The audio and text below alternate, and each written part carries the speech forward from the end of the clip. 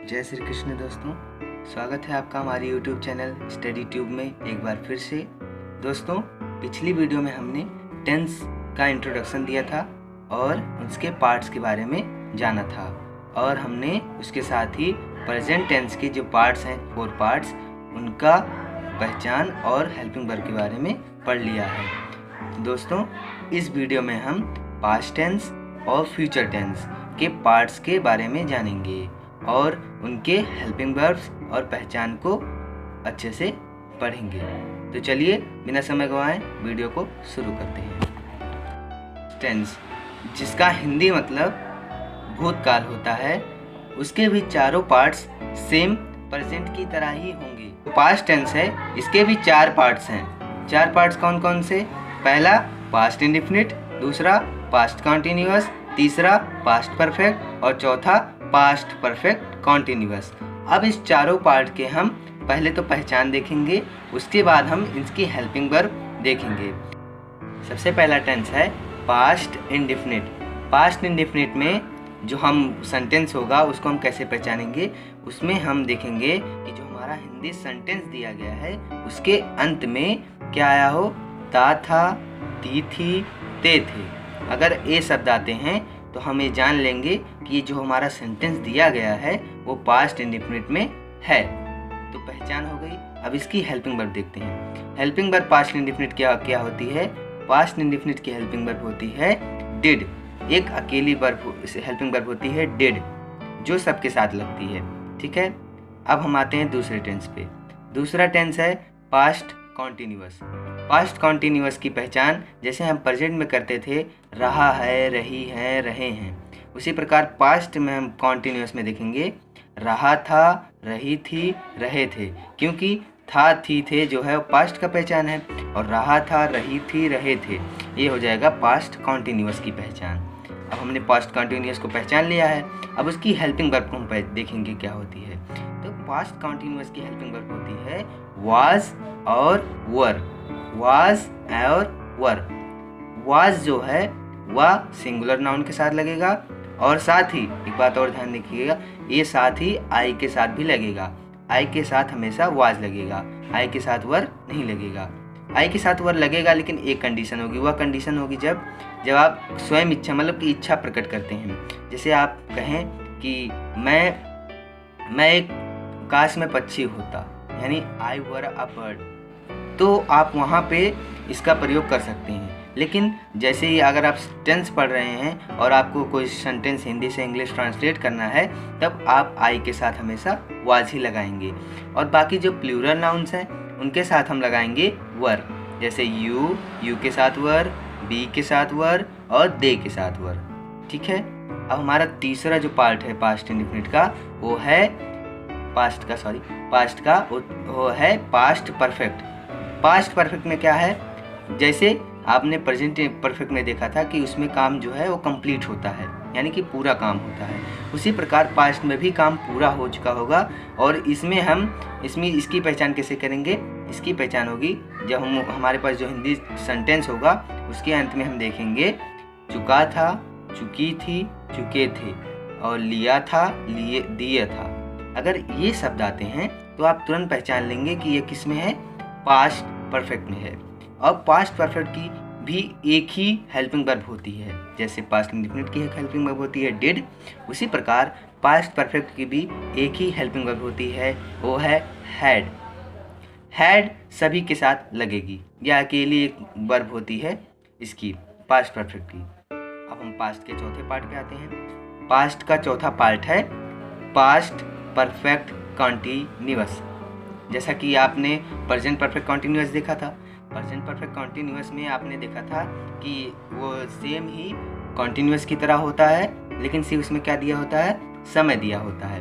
उसी प्रकार इस वीडियो में भी इस टेंस में भी जैसे प्रेजेंट पास्ट परफेक्ट कॉन्टिन्यूअस है, इसमें भी पहले रहा था, रही थी, रहे थे दिया होगा, और उसके साथ ही समय दिया होगा। जैसे मान लीजिए हम एक एग्जाम्पल ले लेते हैं। एग्जाम्पल में जैसे राम सुबह से पढ़ रहा था, तो देखिए इसमें कब से पढ़ रहा है? सुबह से पढ़ रहा था। तो देखिए समय भी दिया है और आखिरी में रहा था, रही थी और रहे थे भी आ रहा है। तो इससे हमें पहचान कर लेंगे कि यह जो सेंटेंस है वह किस में है, पास्ट परफेक्ट कॉन्टिन्यूअस में है। अब इसके बाद हम इसकी हेल्पिंग वर्ब देखते हैं। ऐसी जैसे परफेक्ट का यानी पास्ट परफेक्ट का हेल्पिंग वर्ब हैड है, उसी प्रकार पास्ट परफेक्ट कॉन्टिन्यूअस की भी एक ही हेल्पिंग वर्ब होती है, वो है पास्ट हैड बीन। जैसे वो हैड है, अब इसकी हैड बीन हो जाएगी। अब इसके बाद हम आएंगे फ्यूचर टेंस में। फ्यूचर टेंस में भी पास्ट और प्रेजेंट की तरह ही 4 पार्ट होते हैं। जैसे पहला पार्ट है फ्यूचर इंडेफिनिट, दूसरा पार्ट है फ्यूचर कॉन्टिन्यूअस, तीसरा पार्ट है फ्यूचर परफेक्ट और चौथा पार्ट है फ्यूचर परफेक्ट कॉन्टिन्यूअस। अब हम इसकी पहचान देखते हैं। सबसे पहले फ्यूचर इंडेफिनिट। फ्यूचर इंडेफिनिट की पहचान कैसे करेंगे? जो हमारा सेंटेंस दिया रहेगा उसमें आखिरी में क्या आएगा, जैसे श्याम खेलेगा, राम पढ़ेगा, इसमें गा गी गे आए, सिर्फ क्या है, सिर्फ गा गी गे आए, तो हमें जान लेंगे कि हमारा जो सेंटेंस है या फ्यूचर इंडेफिनिट में है। अब हम इसकी हेल्पिंग वर्ब देख लेते हैं। फ्यूचर इंडेफिनिट की हेल्पिंग वर्ब क्या होती है? पहला शैल और दूसरा विल। जो शैल है वह सिर्फ 2 के साथ लगता है। किसके साथ?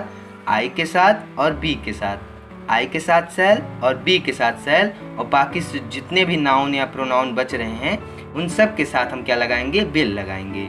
ठीक है। अब आते हैं हम दूसरे टेंस पे, past future continuous. Future continuous में क्या है, इसकी पहचान कैसे होगी? जैसे हम पास्ट और प्रेजेंट में रहा है, प्रेजेंट में देखते थे रही है, रहे हैं, पास्ट में रहा था, रही थी, रहे थे, वैसे ही फ्यूचर में क्या होगा? रहा होगा, रही होगी, रहे होंगे। तब आप जान लेंगे कि यह किस में है? फ्यूचर कॉन्टिन्यूअस में। इसकी हेल्पिंग वर्ब होती है shall be, will be. Shall be का प्रयोग आई और बी के साथ होगा और विल बी का प्रयोग बाकी जो भी नाउन और प्रोनाउन बचे हैं उनके साथ होगा। ठीक है। अब हम आते हैं फ्यूचर परफेक्ट में। फ्यूचर परफेक्ट में क्या आता है? फ्यूचर परफेक्ट में जो काम है वह कंप्लीट हुआ होता है, जैसा कि आपने प्रेजेंट परफेक्ट और पास्ट परफेक्ट में देख चुका है। उसी प्रकार फ्यूचर परफेक्ट में जो पहचान करेंगे हम कैसे करेंगे?